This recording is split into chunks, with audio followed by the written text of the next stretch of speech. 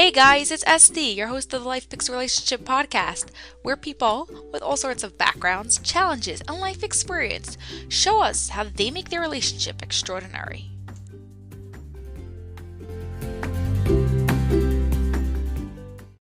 Hey guys, hope you're all doing well. Today we're here with Nechama Wachsman, who also does amazing CJE work. Nechama, you want to tell us a bit about yourself and the work you do? I'm married for 12 years. A kid, of course, I think like anyone that's been married that long could probably say it's always a journey, and there's nothing like marriage to really teach you about who you are. I'm a creative journal expressive arts coach, and I also do visioning, which is a form of helping people connect with what their dreams are and what they want to do and work through some of the inner blocks that are in the way to help them achieve what they want to achieve. The main point of what I do that I feel like is really powerful is that we really access the subconscious. The idea is to really go to the underlying beliefs and ideas that we have that drive us and that push us to do things or not to do things. So even though we want change or we want something new in our life or we want to heal or we want to be happy, if we don't have them, it's because we don't want them. And understanding why don't I want this thing? Like, why on a subconscious level do I not want what I want? And relationships is a perfect example, because I think everyone comes into marriage with a pretty clear picture of what they want it to look like and what they want to feel. And it's very exciting in the beginning, and you kind of just like go into it with this idea, and then what actually happens is not what you think is going to happen. And as common as it is, everyone is shocked when it happens to them. And this is part of it, understanding that there are reasons why you're not seeing what you want to see or having what you want to have, and getting a little bit more real, getting to underlying subconscious stuff that we just aren't always in touch with. And it's a practice to get in touch with that inner part of you to understand more about what that is. And the more conscious you become, the more aware you become, the more connected you become with your inner self, with that, that inner child that's really driving more of your life than you think it is, then the more empowered you become to make changes and to feel better and to just have what you really, really want, because you become, or just to explain this, like you have this desire, you have this thing that you want in your head, and then you have this like subconscious desire not to have it, or reason why you don't want to have it, but you're not reason why, right? So you don't, I call it desire. Because you gain something out of it. Yes, because there is something else that you're gaining something. Exactly. So yeah. I desire not to have a better relationship or a happier relationship because you desire the fill in the blank of what it's giving me or what it's not giving me, and I have a belief why that's important. So what have you been able to do because of your relationship together? Everything. Absolutely everything, because I don't know who I would be without it. Hopefully. I mean, we are married to the person who we're supposed to be married to, and whether we feel like it's amazing or not, they really have what it takes to push us to be our best selves. And whether that's sometimes painful, sometimes amazing, whatever it is, whatever buttons they're pushing or whatever they're pushing us to like learn about ourselves or get it or really find in ourselves, and obviously through the relationship also get to know yourself. It's everything. I have to say I was an absolute shadow of who I really am before I got married. And I mean, obviously I was young, and I'm sure, after being older, you develop, you grow. I wouldn't be the same person even if I wasn't married, but there's no question that has been the single most important thing to push me along. And there's so many things. Having kids and all your own personal struggles that don't seem to have anything to do with marriage, but at the end of the day, you're in this context, this marriage the whole time. That's like, it defines a lot. So what's one thing you always do together? Besides for like not have time to do together. I think we talk a lot, which is really good. I remember before I was married, I was talking with an older single who was like much, much older than me. And like, thank God now she's married and hopefully happy. But at the time she was like, I guess she used to think I was still young. I wasn't thinking much about relationships, but she was like discussing how, it's like everybody goes out on their dates and they're like, we have to have these deep discussions. And she's like, but when you're actually married and you're sitting over the dinner table, you're just talking about like, did you go to the dry cleaners and like, did you pick up the baby? Like, you're not talking about that deep stuff. So like I guess she was trying to say that like, it's not really so important, or like in the long run, that's not what you're going to actually be doing. And I was like, oh, okay, that's interesting. I didn't know what to make of it, and I didn't have an opinion because I was single and not in a relationship. But the fact is that the deep stuff happens over dinner. What should I say? I mean, now as the kids get older and like, they're involved and they're around, so yeah, you don't necessarily have the chance. But when you have the chance, or if it's quiet in the morning or any few minutes that you have, I mean, that's the stuff we talk about. But without the deep stuff, what's the relationship? Well, yeah, I mean, the relationship is beautiful. All those the quote unquote not deep stuff. There's nothing that's not deep. That's the point. So all that stuff is part of the relationship also. Of course, like your daily life, what would your life be if you just sat on the couch all day and talked? Like you need a life. It's not, you're in this relationship not for the sake of the relationship. You're in this relationship for the sake of your life. Because you each have a purpose. You each have somewhere to go. You each have a being to become and a greatness and a destiny, and you're each going towards that destiny, and the relationship is there to support you through that and enable you to do that. So how's your relationship different now than when you met? Well, obviously it's completely different because 12 years of marriage. And many deep conversations. Yeah, many deep conversations, many not deep conversations. We're much more accepting of each other, more open with each other, and I would say the most important piece is it's easier and we're more able to be vulnerable with each other, which I think, like, as much as in the beginning, even if like you should have a great start in the beginning, and like many people do have good experiences in the beginning of the marriage, like, there are many people that don't, and when I say they don't, it doesn't mean it's terrible, but it's stressful and hard in the beginning, is like could be, and it's just so normal to have that beginning period of like what just happened, and like have to like navigate that into a place of like, okay, I think I like this. There are lots of people that go through that, and then there are lots of people who right away they're just get into a good groove, and there's the normal ups and downs, but like they never really have that challenge of like relationship figuring it out. There are both, but even if you have that, even if you're like ready to be open with each other, there's just no way that you could get to that level of openness and vulnerability in the beginning, simply because of like time, and simply because of like it just takes that much connecting and that much safety. It's just only so much that you could have in the beginning, and as time goes on, you get more secure in yourselves, and the trust grows, and you get more. Hopefully you're getting healthier and you're growing within yourself, and then that just keeps on giving you the ability to be more and more vulnerable and more open with each other. And that's like the goal. You want to be able to be more real, and it could be frustrating because like you could know that there's more and that you want more, but it's just not possible now. And that's fine. Like, it's okay to say, like, what, like, I want to be able to let go. I want to be able to be more, to show him that part of myself, and to like not be insecure about it, or to just like let him see that like I feel, some feelings are embarrassing even to your spouse. As much as you can't handle to feel it yourself, like, it's going to be the same, right? So like, obviously, I'm going to move on to the next point of, so how do you get there?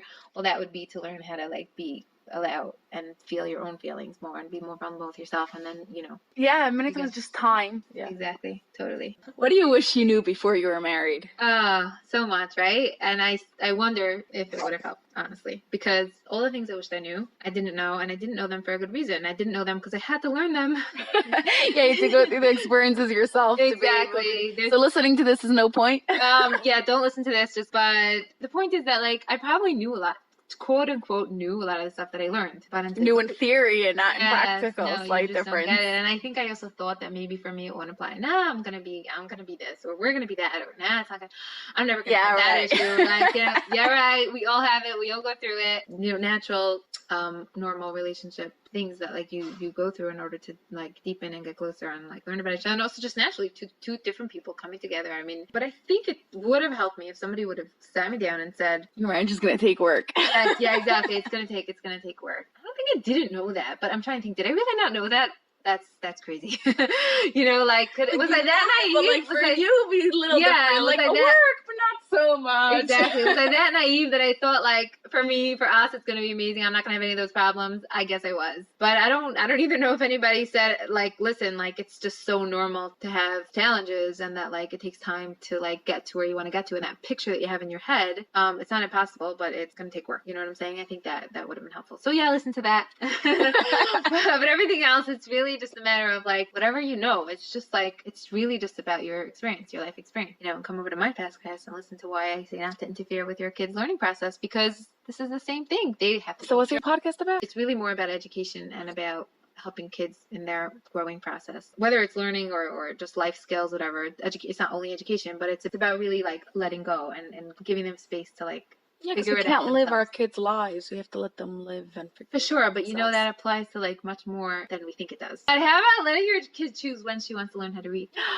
See what I'm saying? Like you're getting to the stuff that people really don't realize, that even that experience. So like if somebody would come and say, I'm giving everybody a workshop about marriage and these are the steps you follow, and obviously we sign up for workshops that give us steps to follow when we feel we need them. But the point is that there's no one person that's really going to know the answer for you and your husband, and and your spouse, and you're going to have to figure that out, and you're going to have to find the resources that work for you, and you're going to have to like go through that process. It's just the only way. You can't save yourself from it. There's just no tricks. There's no tricks out of it. Like I was talking to someone who I was encouraging him to do Lucia's book, Recovery of Your Inner Child, and he's coming from a pretty rough childhood, talking about like a 22-year-old guy. So it's like very unusual that I could even like speak about this kind of stuff with him, but he was I felt he was ready, but he's a real guy, and he said to me, can I just do the whole book in one day and then I'll be better? And I was like, no. That doesn't work. It's impossible, right? So that's just, you got to go through it. But this is something that's amazing that I always like noticed till today, like not just about our relationship, although it applies to that too, but just in my own growth and in so many areas, how like you're before a goal, like you want to grow in something, or you want to change something in your life, or you want to learn how to be a certain way, or whatever it is, right? And like you're like, that it's a process. You're like anxious. You're like kind of like you want to get there ready. It's like, I just want to feel that or have that or be that or whatever it is. But you recognize, you appreciate, okay, there has to be a process, but you really don't until you're going through that process, and every little step of the way starts to fall into place, and you learn this, or you like come across that, or like you grow in this kind of way, and you're like, wow, I never could have appreciated where that process would take me. I just figured it's going to be a process and then I'll have that. But like, you cannot imagine what the process is giving you. Hopefully part of the process is letting go of the goal. You have to be able to let go of your dreams. Back to the thing I was talking about, like where like you have an idea of what you want, then there's like an inner something that wants something different or has a need for something different, right? So when you're holding on really tight to something, and it's usually because there's a healing for you to get to that, right? Like I tell people, no two people want the same thing. Even if you, both want to have like a successful business, or you both want to have children, or whatever it is, like if you would ask them to describe it, it would be completely different, right? So like no two people want the same thing. That's because like what their desire is driven by what they need for healing in their life, right? So basically, as long as you really need what you want, let's say you want a new house, just to keep it simple, okay? You really, really, really, really, really, really need it. The reason why you really, really, really, really need it is because there's something inside of you that is something, whether it's in pain or feel like it's missing, or if you're needing something. What every single need on the outside is because of an emotional inner need, okay? So what happens is that the reason you want the house is because there's that healing that's being asked for. I need fulfillment. I'll get like status. I'll get, I'll feel whatever, all those things. So that's an inner need. Okay. If you can let go of what you think you need, which is the house, because I don't really need the house. I need self-love. I need approval of myself. I need to work on that stuff. Okay.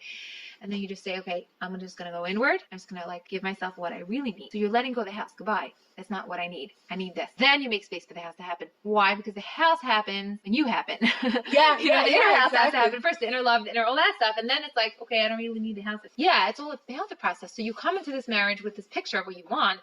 And it's really just because there are parts of you that are longing, that are hurting, that are on hold, that need to be made whole. How does a relationship make you whole, by the way? Maybe this is how, right? Is it just because he's the other half? Or is it because like there is so much that you want to get out of this, and there is so much that you could potentially heal just from working to get there, right? Like within yourself. Because why are we here? We're here to like make ourselves whole and to like heal ourselves. That's why we're here. You know what I'm saying? No one's accountable. You're not accountable for your spouse. That's not like why you're here. You're just accountable for yourself. What do you value most about your relationship? Oh, obviously the relationship. For me, the fact that we have very much the same goals. I don't know. Maybe I take it for granted. Like maybe I have to appreciate that even more. Like I don't know if it's common. Like I don't know much about that, like that part of people's life. The blessing to be on the same page in terms of what you want for each other, what you want for yourselves, and what you want for your family, and like just like even like on a spiritual level, emotional level, like what you're going for. What have you found to help you grow in your relationship? So there are so many things over the years, obviously, and wherever you're holding, something else will come your way. Just stay open. You'll find the right book at the right minute, and you'll find the right person at the right minute, and of course the right coach or therapist or counselor if necessary. But I feel like one important thing that I want to stress is a concept called differentiation, and that is maybe like on the surface hard for people to wrap their heads around, because like you think a relationship is all about closeness and connection, deep connection, and of course it is, but underneath that has to be a very healthy sense of differentiation, and that means that you are different and that you're two different people, and you always are and always will be. that you really keep those boundaries clear. When I say boundaries, I don't mean in a way of like, stay out of my space, even though sometimes you do need your space and that's okay. But the point is more that like, I'm me and you're you. I have my sense of self. I have my ideas. I have my feelings, everything. It's mine. You're it's me. your own person. Yeah, I'm me and you're you. You have your self, you have your thoughts, you have your feelings, you have everything. And that always remains. We're not like sharing ourselves with each other in a way where we lose any parts of ourselves. The more you firmly secure in yourself, knowing yourself, connected to yourself, and focused on yourself. And this is one of the reasons why like it's possible for, even if your spouse is not interested in making changes with you in the relationship, why it really is possible to make such a change, even just yourself. If you yourself focus more on making yourself healthier and growing and really just like focusing on being the healthiest person you could be, that naturally changes the dynamics. The outcome of this differentiation is that ironically it brings you closer, because the more healthy you are within yourself, the easier it is to be vulnerable, to open up, to share, because you're not losing anything. You have nothing to lose. You'll always have yourself. Such an important thing to remember is that your happiness is a job. Your spouse is not here to make you happy. It's not his or her job. And as soon as you take that back, the responsibility of being happy, then your relationship will soar to new heights. I have a question. Sure. Do you also have to realize that it's not your job to make your spouse happy? Right. Yeah, exactly. That goes hand in hand. So of course, if there are things you could do that will make him happy, that will make you, and it'll, you want to do that, go ahead and do that. But you can't take the responsibility of your spouse's happiness. Exactly. So just like yours is in your hands, his or hers is in their hands. Actually, it's not that you can. So even if you take responsibility for something that you can't do, it's very frustrating. It's the same thing as like giving your power to someone else. So if you give your spouse the job of making you happy, so you're frustrated because they can't do it. It's really impossible for one person to really create another person's happiness. So yes, taking responsibility for yours and allowing him or her to take responsibility for. Yeah, you could show him love, understanding, and everything, but you're not here to make him happy. Right. It's not possible. It's not possible, and you're disempowering them, take away their ability and power to do it themselves. It's really wrong. It's not right. You're hurting them in the process, but we all go through this. It's just normal. I don't want to make it sound like it's a bad thing, because I think we all do it on some level, and we're all just constantly learning how to let go more and more and take back our responsibility for our own selves, our own growth, our own happiness. Like really just like focus on your own self. Focus on your growing, focus on your own happiness, focus on your everything. I saw a book, I didn't read it yet, but it just like looked attractive to me. It was called something, The Art of Extreme Self-Care. And in the subtitle or in the description, she writes how time and time again she learned and seen that extreme selfishness leads to selfless. So at the end of the day, this is it's your life, it's your growth, it's your everything.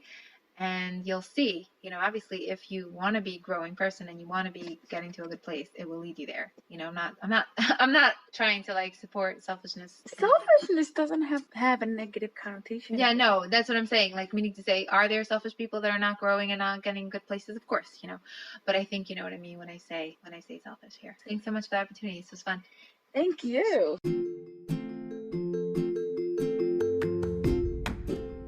Thanks guys for listening. Leave a comment below, I'd love to know what you think. And to book a relationship photo shoot, CJE session, or just to find out about more what we do, go to lifepicsrelationships.as.me. I'm waiting to hear from you.